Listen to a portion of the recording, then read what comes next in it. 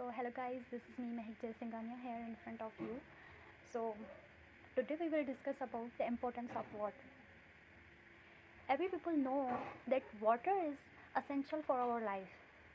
If we do not intake of water, then we cannot live without water after 2 to 3 days. Water is most important component of living cell. You know guys, approximately 70 to 90% water is present in our living cell. This water is, we can say that it is a medium of our life. तो ये medium कैसे हो सकता है हमारी life के लिए? ये इस तरह से हो सकता है क्योंकि अगर हम पानी नहीं पिएंगे तो हमारे बॉडी में जो भी केमिकल रिएक्शंस होते हैं, जो भी मेटाबॉलिज्म रिएक्शंस होते हैं, वो विदाउट वाटर की पॉसिबल नहीं हो सकते. पानी होगा तभी तो जो एंजाइम्स हैं वो अपना सही तरीके से वर्क कर सकेंगे. पानी नहीं होगा तो इंसान जी कैसे सकता है? पानी नहीं होगा तो हमारा मैकेनिज़्म कैसे ठीक रहेगा? हमारा होम्योस्टेसिस कैसे मेंटेन हो पाएगा? उसी वाटर के लिए हम आज बात करने वाले हैं. Next point importance of water की ये है कि केमिकल रिएक्शंस जो भी हमारे सेल में होते हैं ना, वो सिर्फ वाटर की प्रेजेंस में होते हैं. किसकी प्रेजेंस में होते हैं? वाटर की प्रेजेंस में. जैसे हम एग्जांपल के तौर पे कंडेंसेशन का प्रोसेस ले लें. ये भी एक केमिकल रिएक्शन है जो हमारे सेल में परफॉर्म होता है. कंडेंसेशन का मतलब क्या है? Removal of water. This is a की पॉइंट कि in that case if you do not know about the condensation, then you have to gain idea about this point. This is a removal of water. Second chemical reaction which is occur in our living cell is hydrolysis. What is hydrolysis? Hydrolysis is a process which we can say that it is addition of hydrogen. What? It is the addition of water. And you know guys, water is the most important component of our human body. How it is? 20% of water, it means the low amount of water is present in our bones or seeds of flower, and the highest amount, big amount of water is present in our brain cells. जो सबसे ज़्यादा amount होता है ना water का, वो हमारे brain cell में प्रेजेंट होते हैं. जो थोड़ा सा अमाउंट होता है 20%, वो हमारे बोन्स में प्रेजेंट होता है. सबसे ज़्यादा जो हमें ज़रूरत पड़ती है ना वाटर की, वो हमारे ब्रेन सेल्स को पड़ती है. क्योंकि ब्रेन सेल्स को इसलिए पड़ती है क्योंकि ब्रेन हमारा किसी भी टाइम पर स्टॉप नहीं हुआ पड़ता. उसको वर्क करने के लिए पानी की ज़रूरत पड़ती है. जैसे कि वही ब्रेन ही है जो हमारे सारे मैकेनिज़्म को ऑर्डर देता है कि आपको यहाँ पर पानी सप्लाई करना है. ठीक है, तो इसी तरह उन्हें जो भी न्यूरॉन्स वगैरह हमारे ब्रेन में प्रेजेंट होते हैं, तो उन्हें जो है वाटर की नीड पड़ती है. इसी तरह से वाटर जो है बहुत अमाउंट में हमारे ब्रेन सेल्स में ही प्रेजेंट होता है. नाउ अब हम बात करेंगे कि जेलीफिश आपने देखी होगी, समंदर में भी रहती है, पॉन्ड्स वगैरह में भी रहती है. इफ़ अगर कोई उसे रखना चाहे पॉन्ड्स में तो वो सर्वाइव कर लेती है. अच्छा, तो आपने एक बात नोट की होगी कि जो स्टार फिश है वो देखने में बिल्कुल ट्रांसपेरेंट लगती है. वो क्यों ट्रांसपेरेंट क्यों लगती है? क्योंकि उसमें 99% जो है ना, उसमें वाटर प्रेजेंट होता है. वो वाटर की बनी होती है 99%, एंड 1% उसके अदर मटेरियल्स प्रेजेंट होते हैं. Without late, we are moving the next point. Chemical formula of water is H2O. What is H2O? It means water is made up of 2 of hydrogen and 1 atom of hydrogen and 1 atom of oxygen. They are combined, then our water is formed. Okay. हमारा जो water है वो polar molecule है. polar molecule कैसे हुआ? क्योंकि उसमें partially positive और पार्शली नेगेटिव एटम्स प्रेजेंट हैं. ठीक है, जब ये अपने आप कंबाइन होते हैं तो एक डायपोल बना देते हैं। पोलर मॉलिक्यूल को हम डायपोल भी कह सकते हैं। डायपोल हम क्यों कह रहे हैं, उसकी भी कोई रीज़न होगी। बिल्कुल, हर दुनिया में जो भी चीज़ होती है ना, उसके पीछे कोई ना कोई रीज़न ज़रूरी होता है। आप अपने लाइफ की बात ले लें या किसी और चीज़ की बात ले लें, कुछ चीज़ें हो रही हैं तो किसी रीज़न के साथ हो रही होंगी। विदाउट रीज़न कुछ भी नहीं होता। ठीक है, चलें, डायपोल क्यों कहते हैं हम वाटर को? वो इसीलिए क्योंकि उसमें इलेक्ट्रोनेगेटिविटी का डिफरेंस होता है। जैसे कि ऑक्सीजन है, ऑक्सीजन के पास इलेक्ट्रोनेगेटिविटी ज़्यादा होती है एज़ कम्पेयर टू हाइड्रोजन के। हाइड्रोजन के पास इलेक्ट्रोनेगेटिविटी कम होती है, जिस वजह से हाइड्रोजन के दोनों एटम जो है वो ऑक्सीजन के साथ अपना जो इलेक्ट्रॉन है वो शेयर करते हैं। जो ऑक्सीजन है ना, वो हाइड्रोजन को अपने पास खींच रही है और उन दोनों को अपनी वैलेंसीज कंप्लीट करनी है। सो वो क्या करते हैं, वो एक दूसरे के साथ अपना इलेक्ट्रॉन शेयर करते हैं, ना कि एक दूसरे को दे देते हैं।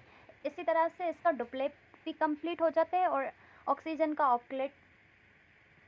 ऑक्टेट भी कंप्लीट हो जाता है। ठीक है, अब हम नेक्स्ट पॉइंट पर मूव होते हैं, जो कि है, आपको यहाँ पर शो हो रहा होगा, dipole. Dipole have some properties. Dipole हमने बात की थी कि वाटर जो है पोलर मॉलिक्यूल है, और हम पोलर मॉलिक्यूल को हम क्या कह सकते हैं, हम डायपोल भी कह सकते हैं। डायपोल क्यों कहा था, हमने आपको उसका रीज़न बता दिया।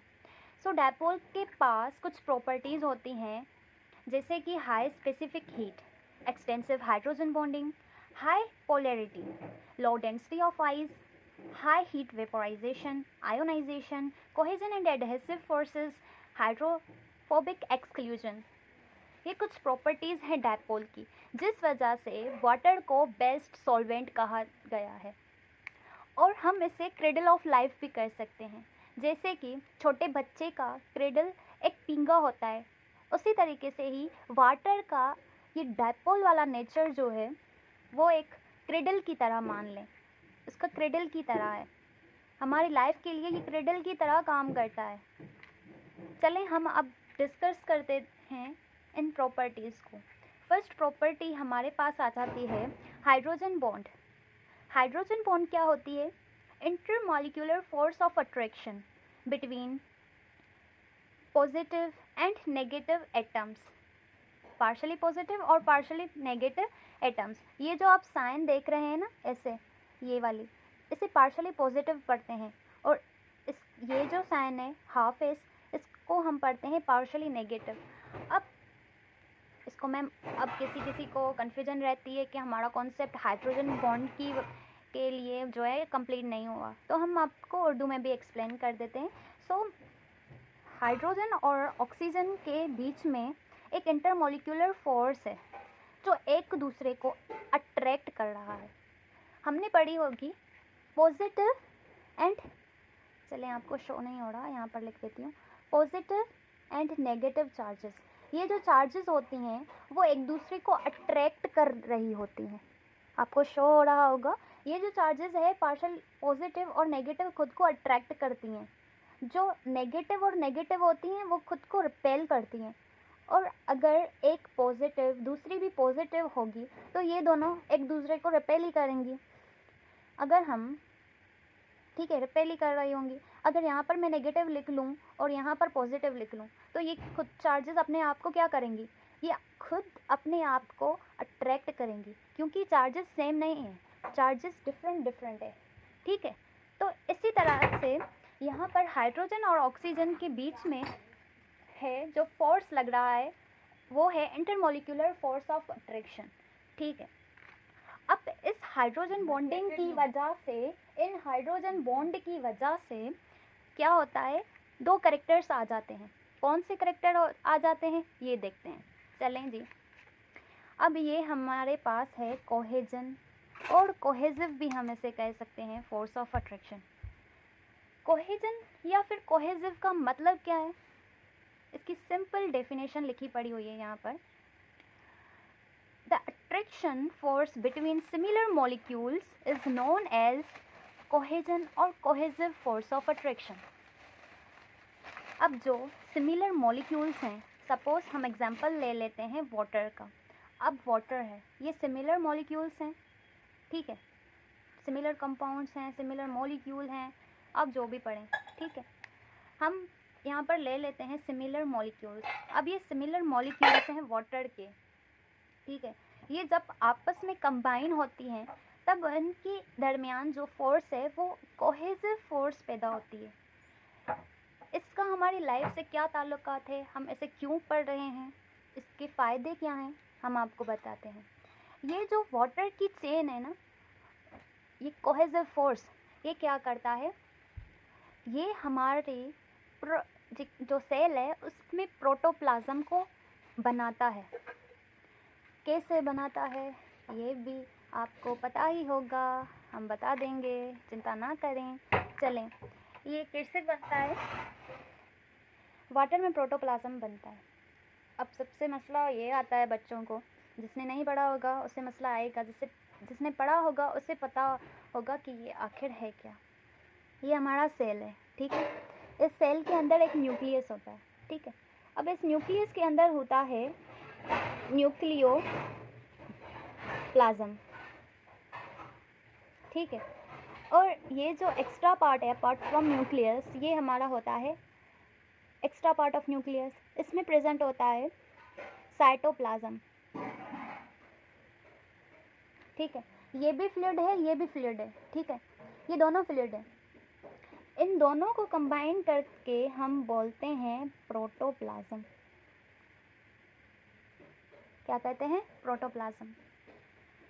चलें, ये वाटर जो है कोहेसिव फोर्स के ज़रिए हमारे प्रोटोप्लाज्म को बनाता है, जिसके ज़रिए हमारे प्रोटोप्लाज्म की वजह से हमारे सेल में जो भी चीज़ें हैं वो इजीली आ भी सकती हैं और जा भी सकती हैं।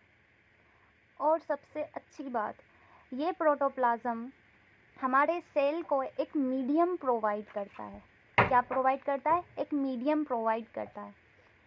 मीडियम कैसे प्रोवाइड करता है, हमारे सेल में जो भी चीज़ें हैं वो आती जाती रहती हैं। जैसे कि कुछ सेल में कुछ चीज़ें आ गई, ठीक है, कुछ चीज़ें जा भी सकती हैं, जैसे वैक्यूल वगैरह, ऐसे ही टाइप वैक्यूल प्रेजेंट होते हैं सेल में।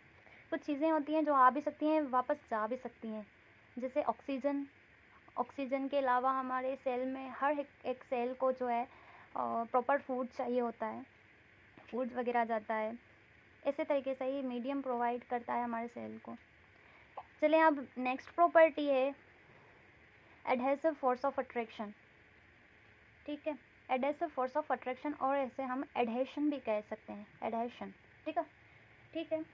So force of attraction between dissimilar molecules, force of attraction between dissimilar molecules, okay. अब ये ऐसा फोर्स होता है जो डिसिमिलर मॉलिक्यूल्स के बीच में प्रोड्यूस होता है। डिसिमिलर मॉलिक्यूल्स जो एक जैसे ना हो। जब एक वाटर मॉलिक्यूल किसी और मॉलिक्यूल से कंबाइन होता है तब उसमें एडहेसिव फोर्स क्रिएट हो जाता है। उन मॉलिक्यूल के दरमियान क्या क्रिएट हो जाता है, एडहेसिव फोर्स क्रिएट हो जाता है। ये फोर्स हमारे जो वेजल्स हैं, हमारी जो ब्लड वेजल्स होती हैं ना, जैसे कि ये वाली वेजल्स होती हैं, ये वेजल्स में एडहेसिव फोर्स क्या काम करता है, किस लिए हमारे जो है वेजल्स के लिए ज़रूरी है, किस लिए हमारे बॉडी के लिए एसेंशियल है, जो हम इसको स्टडी करें। तो ये क्या करता है, हमारी वेजल्स में वाटर को होल्ड करके रखता है। जब हम वाटर को इंटेक करते हैं तो वाटर वहाँ जाता है जहाँ उसकी नीड होती है। वो किसके ज़रिए जाता है, जब वाटर किसी और मॉलिक्यूल से मिलता है, जैसे कि आयरन या फिर ग्लूकोज वगैरह से मिलता है, ठीक है, तो वो उसमें एडहेसिव फोर्स क्रिएट हो जाता है। ज़्यादा वाटर हमने पी लिया तो अब वाटर क्या करे, उसको बाहर निकालना होगा। कैसे, कि वाटर को एक इजी मेथड मिल जाएगा। ऐसे ही हम वाटर इनटेक करें और उसको इजी मेथड मिल जाएगा, वाटर इनटेक कर बाहर आ जाएगा। पर एडहेसिव फोर्स की वजह से वाटर बैकवर्ड फ्लो नहीं करता, वो इनवर्ड फ्लो करता है, वहाँ जाता है जहाँ पर उसकी नीड होती है। और ये किसकी वजह से होता है, सिर्फ एडहेसिव फोर्स की वजह से होता है। यहाँ पर लिखा हुआ है, is the water can not flow backward, it can flow where there need. ये वहाँ पर जाता है जहाँ उसकी नीड होती है। ये किसकी वजह से मुमकिन है? एडहेसिव फोर्स की वजह से।